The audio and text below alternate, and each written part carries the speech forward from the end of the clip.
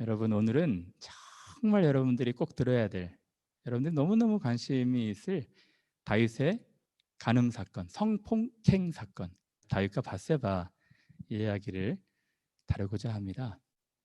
지난주까지 은혜와 자비, 그러니까 무비보셋에게 베풀어진 은혜와 자비, 한운에게 베풀었지만 거절된 은혜와 자비에 대해서 생각해 보게 되었습니다. 하나님은 참 은혜로우신 분이세요. 이 슬픈 왕가의 후손 무비보셋을 다윗을 통해 찾으시고 친절을 베풀게 하셨고 은혜를 베풀게 하셨습니다. 또 나하스의 아들 한운을 그의 잘못한 것도 마다하지 않으시고 놀라운 은혜와 친절을 베풀어 주셨던 것이죠. 하나님은 은혜와 자비의 하나님이십니다. 하나님은 우리가 자격 조건이 안 돼도 한량없이 자비를 베푸시는 분이십니다. 우리의 공로가 없고 우리에게 의가 없고 그래도 우리를 기다리시고 어제나 오늘이나, 여러분 그 자비 아십니까? 그 은혜 아시나요? 여러분 우리가 무슨 공로가 있겠어요? 무슨 자격이 있겠습니까? 근데 하나님께서 우리를 그 넓으신 팔로 그 한량없는 자비와 은혜로 우리가 가면은 맞으신다는 거예요. 사람은 그렇지 않습니다. 사람은 여러 가지 기준을 따지고 또 그 기준에 부합하지 않으면 팽하거든요. 여러분들 무슨 볼 모양이 있겠습니까? 무슨 자격이 됩니까? 근데 어제나 오늘이나 여러분 계속 참고 기다리시고 오기만 하면, 여러분들이 마음을 열어서 하나님 앞에 나오기만 하면 하나님은 받으시는 거예요. 그 은혜 아십니까? 여러분 오늘 주제가 바로 다윗입니다. 다윗은 끔찍한 범죄를 했어요. 근데 그 죄보다 더 크신 하나님이, 은혜가 다윗을 품고 있는 것입니다. 오늘 이야기를 보시면 다윗은 20여 년의 이 전반전 인생을 살고 왕이 되죠. 많은 고난 속에서 광야와 동굴과 들에서 참 너무너무 힘든 일들을 맞았지만 하나님과의 교제 때문에 살 수 있었어요. 위기도 있었지만 큰 죄를 범하지는 않았습니다.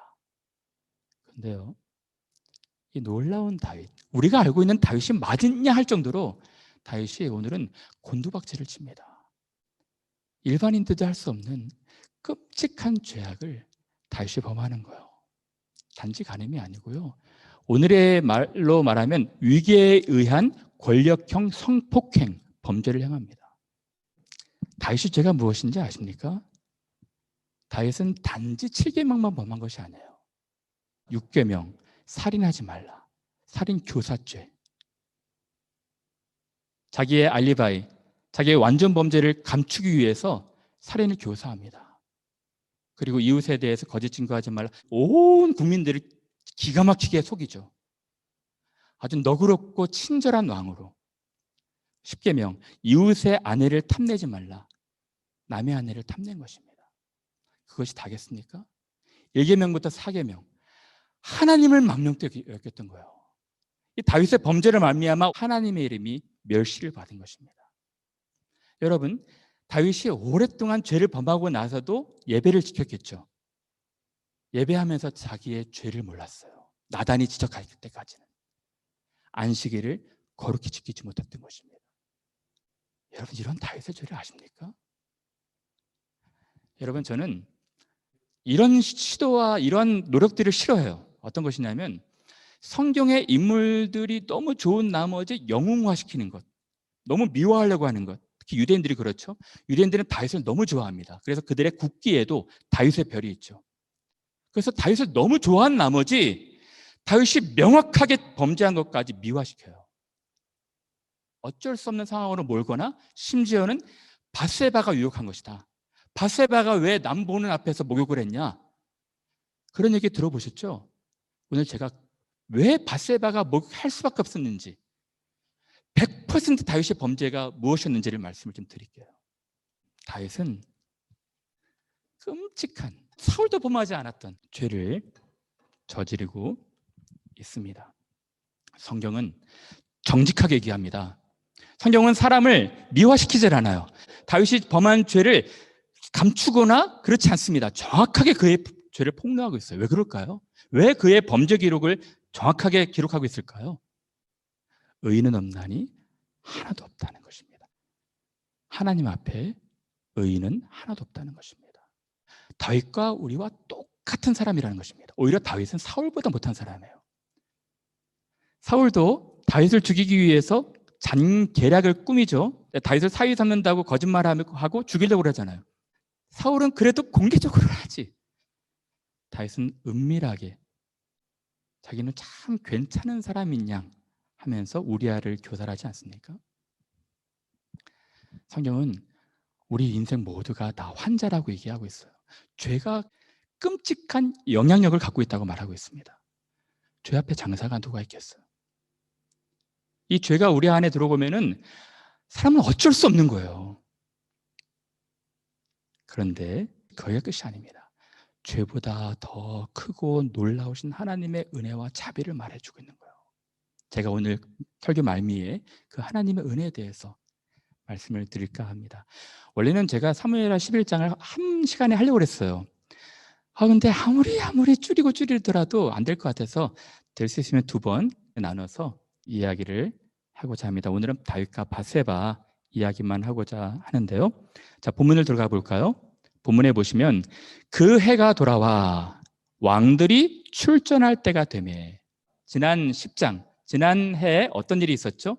암몬과의 전쟁이 있었습니다. 나하스의 아들 한운에게 은혜를 베풀고자 했는데 한운이 거절하죠. 그래서 한운의 암몬과 전쟁을 합니다. 근데 고대 근동의 이스라엘은 겨울에는 전쟁하기에 썩 좋지 않은 형편이었어요. 그래서 그 해가 돌아와라는 뜻은 겨울을 보내고 나서 좀 따뜻한 시기에 다시 전쟁하는 것입니다. 그래서 3월, 4월. 물론 전에도 암몬과의 그 전쟁에서 승기를 잡았지만 그래도 겨울에는 손해가 막심해서 잠시 휴전을 하고 다시 결전을 하는 거예요. 근데 이제부터가 중요합니다. 전쟁에는 대개 왕들이 출전합니다. 그 해가 돌아와 왕들이 출전할 때가 되매, 근데 지금 다윗은 출전하지 않는 거예요. 다윗이 요압과 그에게 있는 부하들과 온 이스라엘 군대를 보내니 그들이 암몬 자손을 멸하고 라빠 성은 암몬의 수도성이었거든요. 굉장히 함락하기 어려운 요새였습니다. 라빠를 에워싸고 마지막 결전을 치르는 거예요. 다윗은 예루살렘에 그대로 있더라. 여기가 문제의 씨앗이었습니다. 여러분, 다윗이 왜 출전하지 않았을까요? 다윗이 출전하지 않은 이유, 보편적 해석은 이것입니다. 다윗이 나태함. 전쟁하는 곳마다 다 승리하고 암몬과의 그 전쟁은 거의 승기를 잡았기 때문에 그가 좀 태만해진 거예요. 그것이 보편적인 해석입니다. 그리고 자신감. 가는 곳마다 다 성공하고 승리했기 때문에 얼마나 자신감이 막 충전했겠어요. 자아의 도취가 됐겠죠. 또 다른 하나의 힌트는 이것입니다. 부하들의 충성심이에요. 여러분, 다윗의 부하들, 용사들이 얼마나 용맹스럽고 충성스러운지 잘 아시죠? 성경 사무엘하 보면은 다윗의 용사들 37명이 나오거든요. 이들 이야기를 들어보면 정말 이렇게 충성스러운 신하들이 없어요. 그 중에 우리아도 있죠. 그래서 이렇게 말합니다. 18장에 가보시면 백성들이 이르되 왕은 출전하지 마소서, 왕은 나가지 마소서. 우리가 도망할지라도 그들은 우리에게 마음을 쓰지 아니할 터이요, 우리가 절반이나 죽을지라도 우리에게 마음을 쓰지 아니할 터이라. 왕은 우리 10,000명보다 중하시고 왕은 성읍에 계시다가 우리를 도우심이 좋으니이다. 얼마나 충성스럽습니까? 자기 생명보다도 왕을 사랑하는 거예요. 왕은 나가지 말아주세요. 우리가 나가면 충분합니다. 그래서 어찌된 유문인지 나태하고 저 자신감 문제도 있을 것이었고 또 부하들의 충성스러운 그 요구에 의해서 출전하지 않게 된 것이죠. 근데 여기서 이제 다윗이 하는 일이 무엇입니까? 저녁 때 다윗이 그의 침상에서 일어나, 저녁 때 다윗이 그의 침상에서 일어나. 원래 왕들은 이 전쟁에 출전해서 진두지휘하고 용사들의 사기를 북돋았어야 되거든요. 그러면 출전하지 않았다면 후방에 있을지라도 거기서 사기를 북돋거나 또 후방에서 지휘를 하거나 적어도 기도해야 되는 것 아니겠습니까?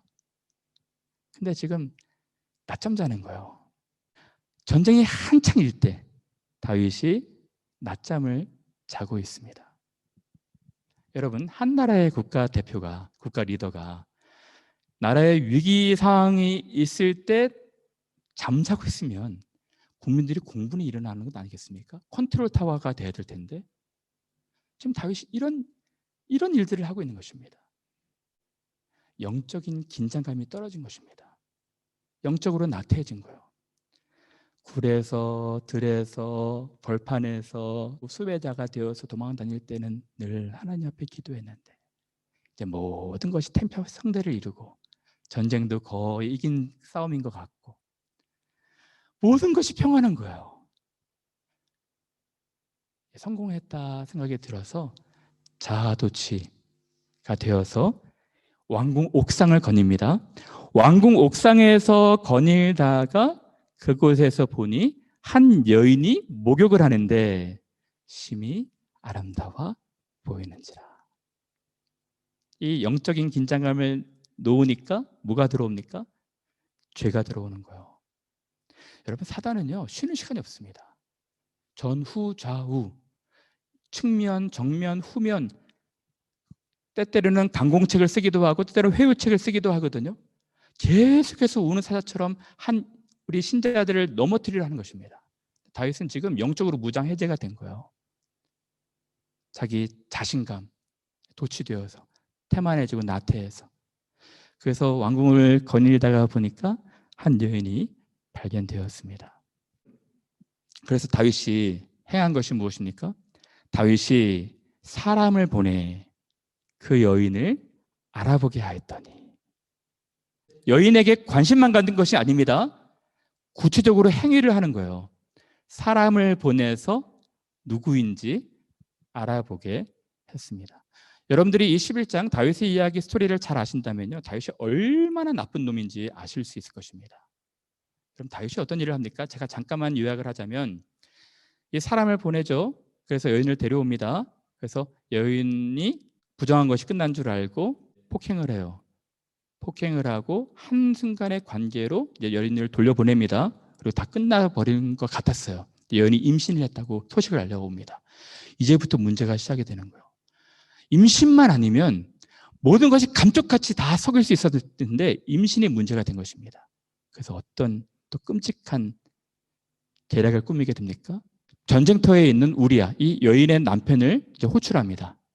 호출해가지고 알레바이를 만드는 거예요. 남편에게 술을 많이 먹인 뒤에 네 집으로 들어가라. 뭐 전쟁터는 지금 잘 되고 있니? 힘들진 않니? 내가 너한테 선물들을 많이 줄게. 네 집에 가서 아내와 자라. 이렇게 알리바이를 만들어요. 근데 우리아가 얼마나 충성스럽습니까? 저는 그럴 수 없습니다. 그래서 왕궁의 수비병들, 경비병들 거기서 그냥 잠을 같이 자요. 우리 왕들의 신하들은, 우리 군인들은 지금 밖에 나가서 열심히 용맹스럽게 싸우는데 제가 어떻게 한가롭게 집에 가서 아내와 잘 수 있겠습니까? 얼마나 충성스럽습니까? 다윗이 무섭고 끔찍한 계획을 품죠. 우리아를 죽이려고 계획한 것입니다. 그 편지를 통해서 보내면서 우리아를 가장 싸움이 치열한 최전선, 최전방 일선에서 싸우게 해라. 그래서 전사하죠. 살인 교사란 것입니다. 남편이 죽었다는 것을 알고 이 아내가 펑펑 울고 있으니까 이 7일 곡하는 기간이 끝난 뒤에 마치 자기 신하의 아내를 거두는 듯 너무너무 친절하고 배포가 넓은 왕인 마냥 거두는 것입니다. 근데 흥미로운 것은요, 이 사무엘하 11장 전체에 하나님의 평가가 없어요. 다윗이 이렇게 일을 진행하는 동안 맨 마지막 27절에 딱 한 구절 나오죠. 다윗의 소위가 여호와 보시기에 악하였더라. 다른 사람들은 다 모를 정도로 완전 몸처럼 숨겼습니다. 아무도 모르는 것처럼 하나님 보시기에 악하였더라. 사실은 사무엘하 11장을 곱씹어 보면 하나님이 사인을 여러 번 주셨습니다. 다윗아, 스톱, 안 된다, 이것은 아니다 라고 말씀하시는 거예요. 그것이 오늘 본문입니다. 다윗이 사람을 보내 그 여인을 알아보게 하였더니 이 사람이 어떻게 말합니까? 그가 아뢰되 그 여인은 밧세바입니다 이렇게 말하지 않습니다. 그 여인은 엘리암의 딸이요 햇사람 우리아의 아내 밧세바가 아니나이까. 무슨 말입니까? 가당치 않습니다. 이건 안 되는 일입니다 라고 말한 거예요. 왜 이렇게 얘기했을까요? 여러분, 엘리암이 누굽니까? 엘리암은 다윗의 충성스러운 신하였어요. 동고동락했던 용사였습니다. 또 이것이 맞다면 엘리암의 아버지는 이스라엘 다윗의 책사, 다윗의 유일한 계략가 아히도벨이었어요.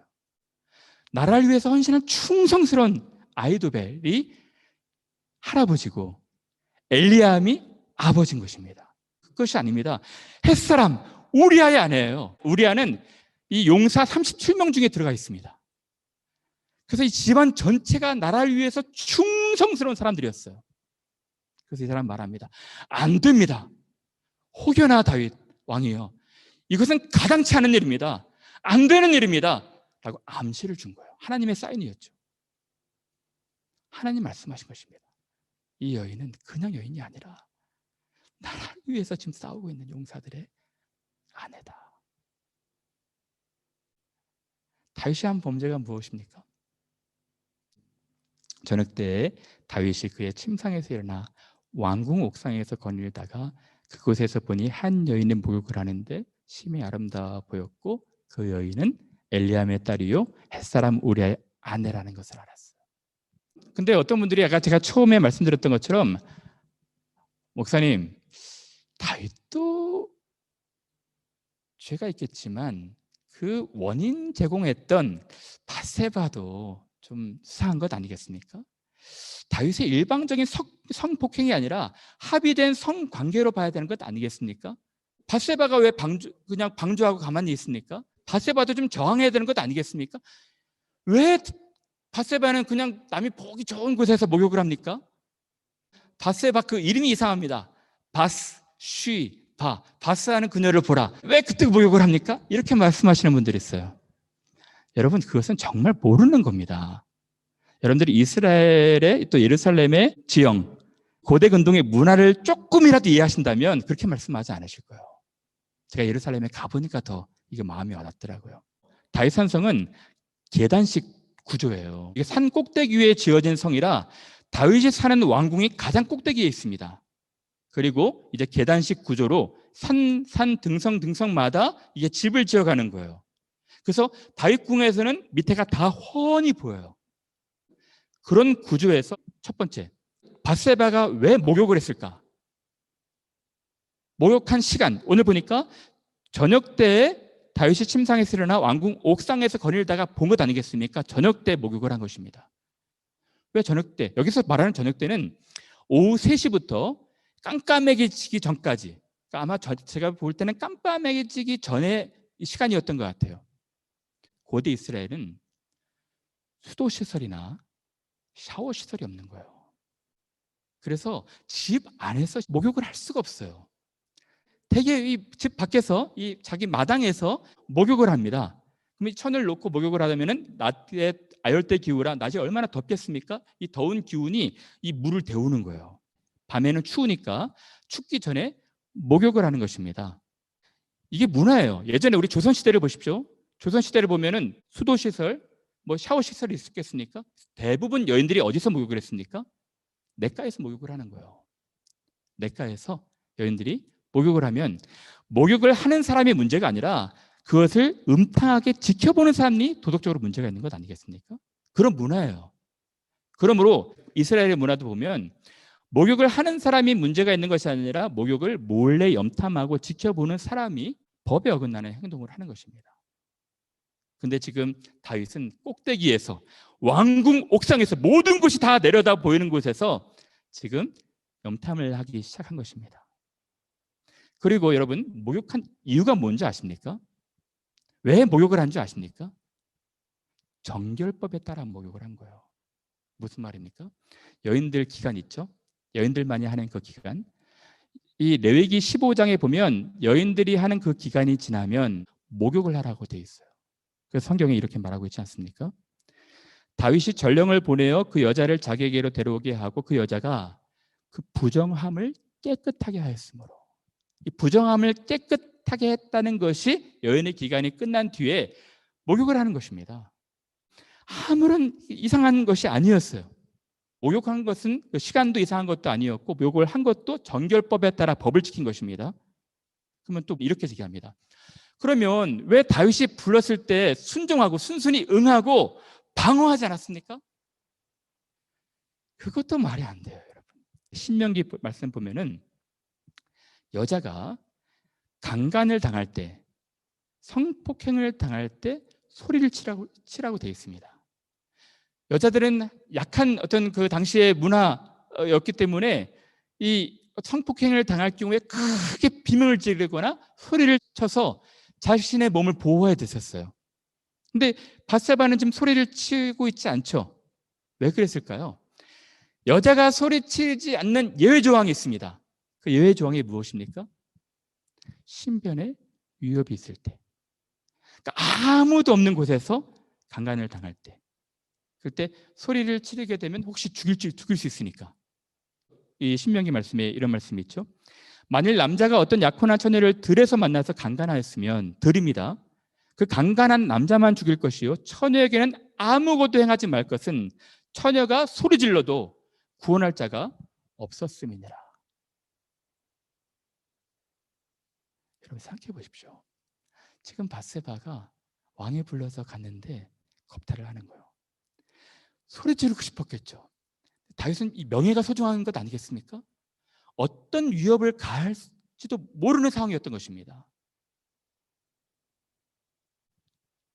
위기에 의한 권력형 성폭행이었어요. 또 이렇게 말하시는 분들이 있습니다. 한순간의 관계로 끝나고 나서 집에 돌아와서 보니까 임신을 한 거예요. 그래서 임신 사실을 다윗에게 알립니다. 그 여인이 임신함에 사람을 보내 다윗에게 말하 이르되 내가 임신하였나이다. 덜컥 겁이 났겠죠. 임신만 아니었다면 한순간의 즐거움으로 끝났을 텐데 이제 모든 것이 파괴되는 위기에 있었던 것입니다. 근데 그러면 어떤 분들이 얘기합니다. 밧세바가 왜 임신 사실을 구했습니까? 그냥 낙태하거나 아니면 뭐 사실을 구하지 않을 수도 있었을 텐데. 여러분 그거는 고대 문화를 몰라서 그래요. 고대는요 의술이 발달되지 않아 가지고 낙태는 굉장히 위험천만한 행동이었습니다. 산모가 거의 죽는 행동이었어요. 그렇지 않았겠습니까? 그리고 여인이 아이를 임신을 하게 되면 간음녀로 몰려서 사형감에 해당하는 것입니다. 그리고 간부를 찾는 것입니다. 남자를. 그래서 임신 사실을 알릴 수밖에 없었던 것입니다. 어떤 분들은 강간범이라 왜 고발하지 않습니까? 고발하게 되면은 다윗은 모든 사람들이 존경하는 왕이었습니다. 이 여인이 미쳐서 나를 모함하고 있다. 가해하지 않겠습니까? 이러지도 못하고 저러지도 못하는 상황이었어요. 제가 드리고 싶은 말씀은 밧세바에겐 죄가 없었습니다. 다윗의 일방적인 끔찍한 무섭고 교활한 죄악이었죠. 그것을 어떻게 제가 증명드릴 수 있을까요? 성경이 말하고 있는 것입니다. 성경이 뭐라고 말하고 있습니까? 다윗의 행한 그 일이 밧세바가 행한 일이라고 말하고 있지 않습니다. 밧세바는 언급도 하지 않습니다. 다윗이 행한 그 일이 여호와 보시기에 악하였더라. 그러니까 모든 것을 순조로이 완전 범죄 알리바이를 진행하는 것 같았지만 이 본문에 보면 그러나 사람들은 다 속는 것 같았지만 그러나 하나님 보시기에 악하였다. 하나님이 다 지켜보고 계셨던 것입니다. 그리고 하나님이 재판하시죠. 다음 장의 12장에 나단 선지자를 통해서 하나님이 다윗과 밧세바의 사이를 재판하시는 것입니다. 비유를 통해서 뭐라 말하고 있습니까? 다윗 네가 바로 그 놈이다. 어떤 놈입니까? 자기는 부자면서 가난한 집 양 한 마리밖에 없는데 그 양 한 마리를 빼앗았다는 것입니다. 강제로 빼앗았다는 거예요. 당신이 바로 그 놈이다. 하나님이 지금 고발해 주고 있는 것이죠. 여러분, 다윗은 참 악한 범죄를 지은 것입니다. 바세바가 성경이 많이 말하고 있지 않아서 정확하게 기록은 안 되어 있지만 참 훌륭한 여인이었던 것 같아요. 얼마나 밉고 얼마나 분노가 막 치밀어 오르고 자신 때문에 남편이 죽었잖아요. 자신에게 성폭행한 것도 너무 괘씸한데 자신이 사랑하는 존경하는 그 남편도 살해하고 있지 않습니까? 그 분노가 막 치밀어 올랐을 거예요. 근데 바세바는 용서와 관용과 이해로 다윗을 품고 있어요. 여러분, 바세바의 집안을 보십시오. 그냥 일반적인 집안이 아니에요. 아까도 말씀드렸지만 충성스러운 나라의 책사 아히도벨 할아버지, 충성스러운 용사 엘리암 아버지, 우리아는 자신의 남편, 그리고 여인도 충성스러운 사람이었던 것 같아요. 그래서 이 다윗이 행한 일을 품고 자기가 덮음으로 감춤으로 사람들에게 다윗의 명예를 지켜주고 있었던 것 같습니다. 함부로 고발하지 아니하고. 그리고 여러분, 이 바세바를 보십시오. 남편을 정말 사랑했던 것 같아요. 남편 우리아가 전사해서 그 소식을 듣자 7일 동안 깊이 통곡을 합니다. 거의 울어요. 그럼에도 불구하고 여러분, 이 바세바가 참 훌륭한 여인이었던 것이 다윗이 늙어서 마지막까지 찾고 그 끝까지 그 옆을 지켰던 사람이 바로 바세바였어요.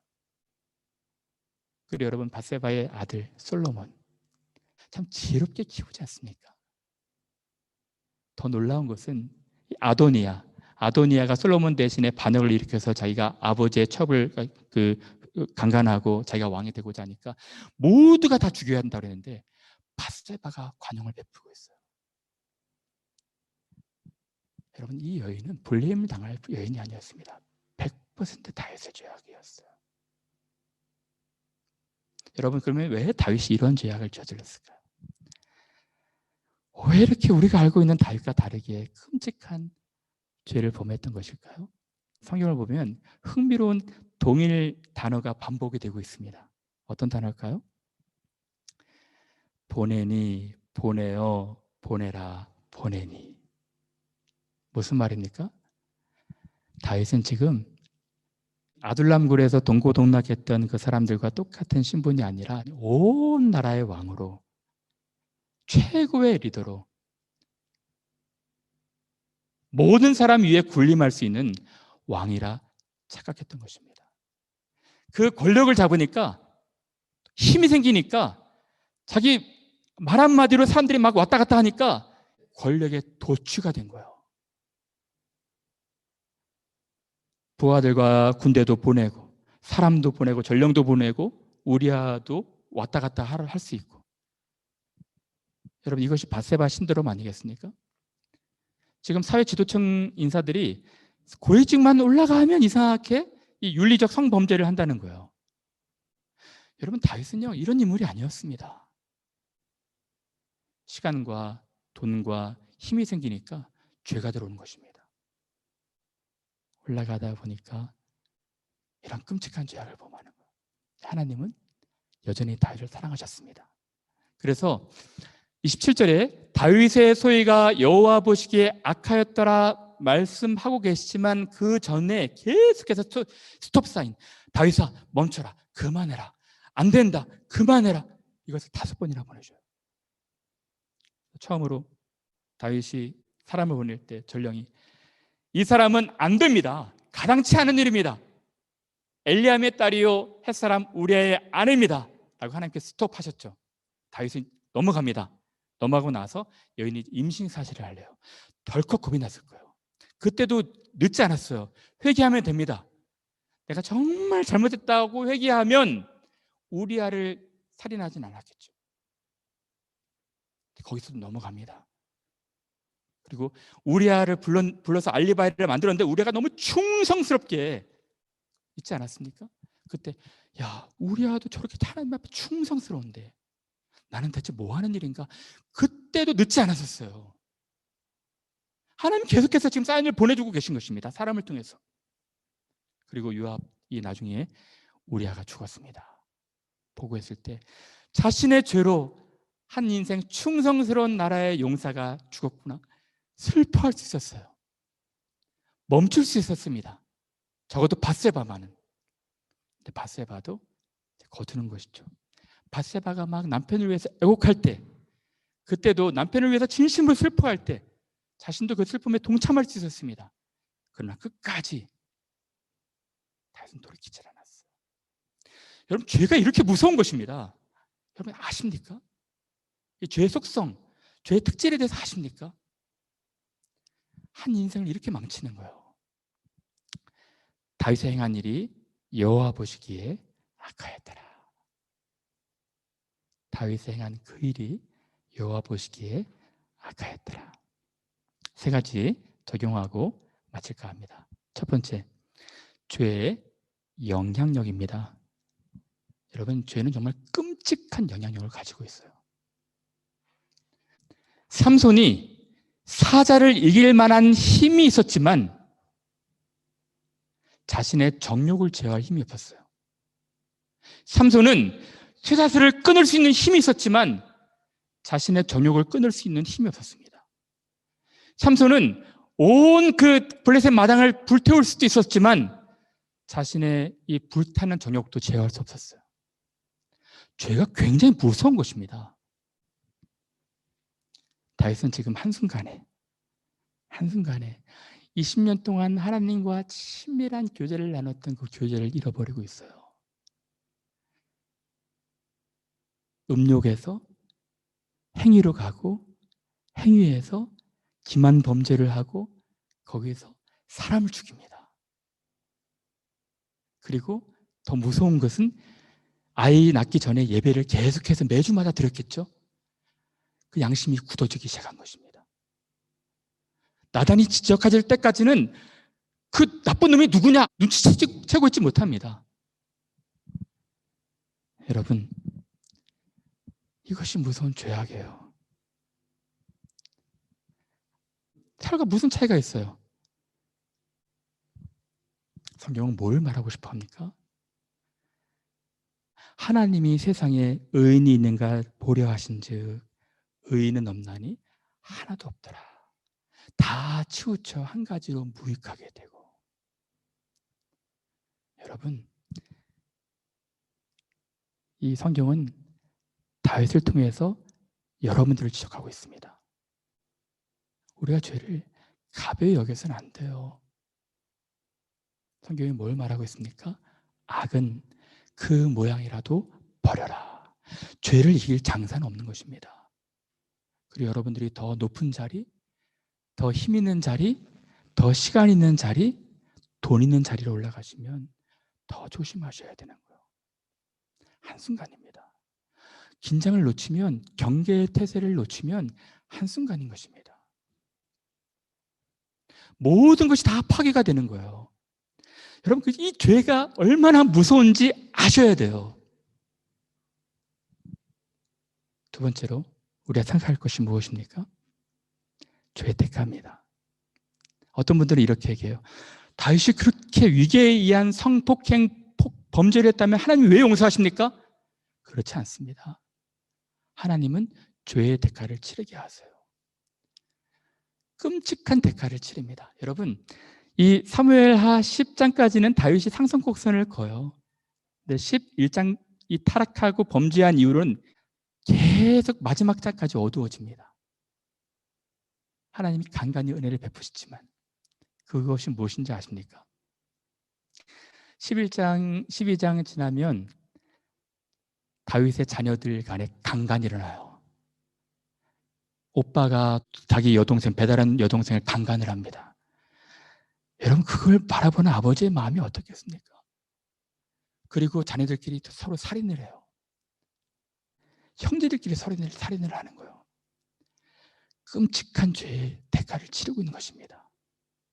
또 12장에 나단 선지자가 뭐라고 말합니까? 이렇게 말합니다.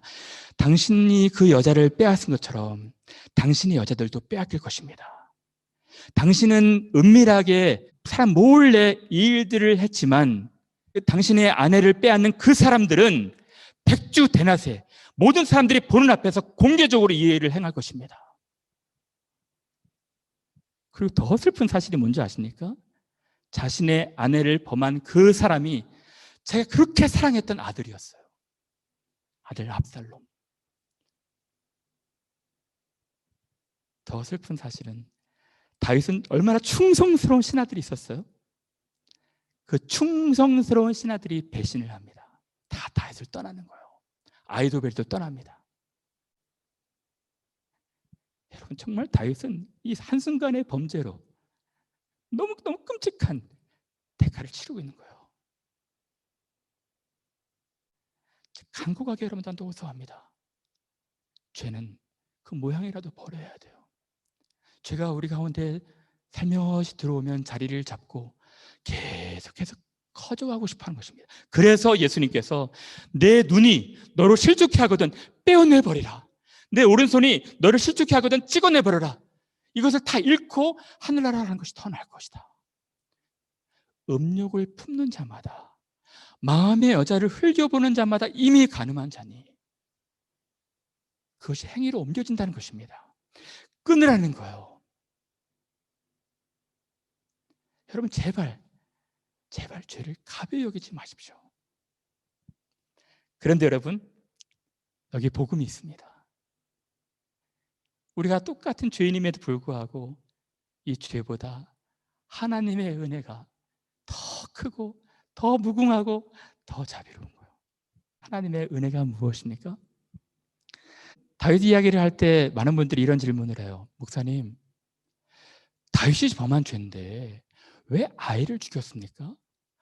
아이가 대체 무슨 죄가 있길래, 아빠가 지은 죄인데 그 어린아이, 갓난아이가 무슨 죄가 있길래 아이를 죽였습니까? 하나님 너무하신 것 아니겠습니까? 여러분, 정확히 본 것입니다. 여러분이 정확하게 본 거예요. 아이가 무슨 죄악이 있습니까? 무슨 죄가 있어서 그렇게 죽임을 당해야 됩니까? 성경은 그것을 말해주고 싶었던 거예요.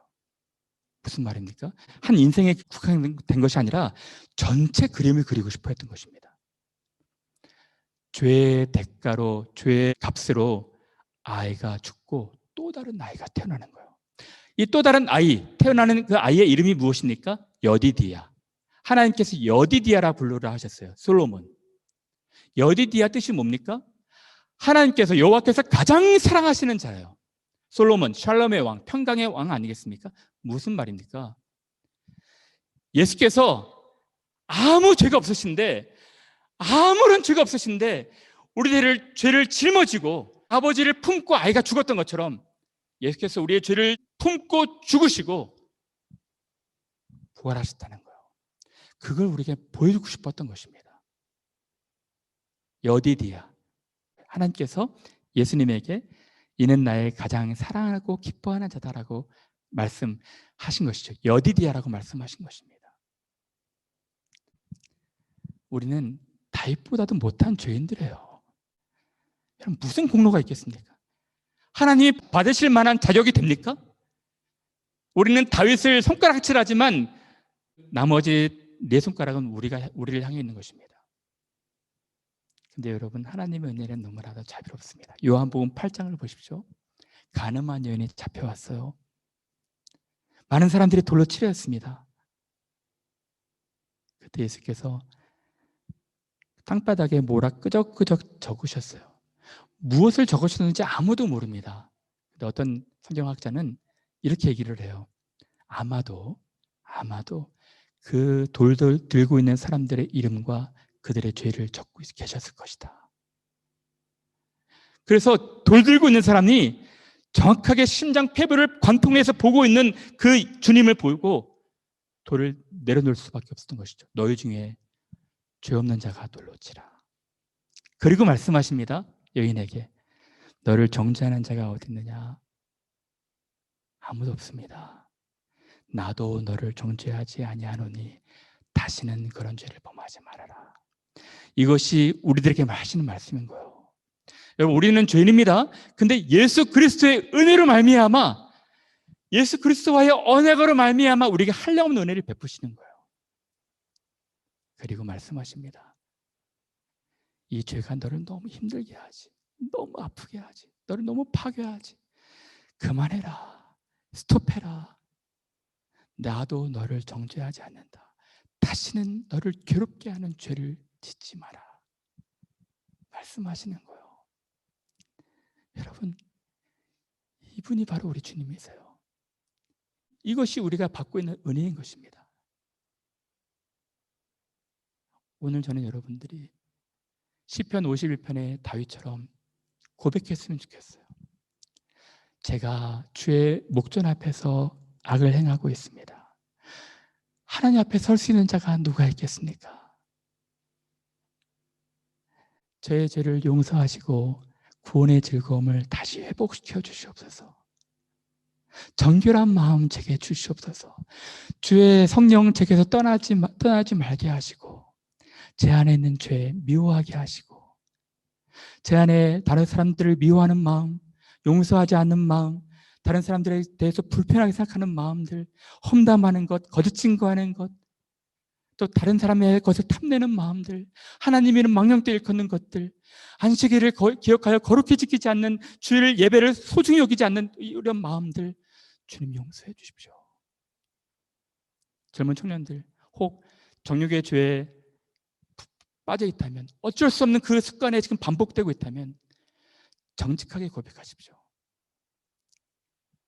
우리 은혜의 하나님이 말씀하실 거예요. 나도 너를 정죄하지 않으니 다시는 그런 죄를 짓지 말아라. 사랑하는 여러분, 저는 여러분들이 이런 하나님의 은혜 가운데 있다는 거 기억하셨으면 좋겠어요. 그리고 죄가 얼마나 무서운지, 죄는 그 모양이라도 버려야 되는 것, 죄와 싸우되 피 흘리기까지 싸워야 되는 것도 기억하시길 바랍니다. 하나님 도우실 거예요. 성령님께서 함께 하실 것입니다. 그래서 저는 우리 캠브리지 하는 교회 교우들이 정말 영적으로 예민한 분들이 되셨으면 좋겠어요. 사단이 뭐 전방, 후방, 측면으로 다 공격할 때 그때마다 넘어지는 사람들이 되는 것이 아니라 긴장을 늦추지 않는 거예요. 깨어있는 것입니다. 예의주시하는 것입니다. 그럼 여러분들이 기도해야 되는 것입니다. 여러분, 다음 주에 다윗의 또 한 가지 죄, 이 살인교사죄, 우리와의 관계를 더 말씀을 드리면서 다윗이 고백했던 37편, 37편, 51편도 함께 다루도록 하겠습니다. 우리 하나님께 여러분 정말 정직하게 여러분들 기도하면서 하나님께로 돌아가는 우리 귀한 분 되시기를 바랍니다.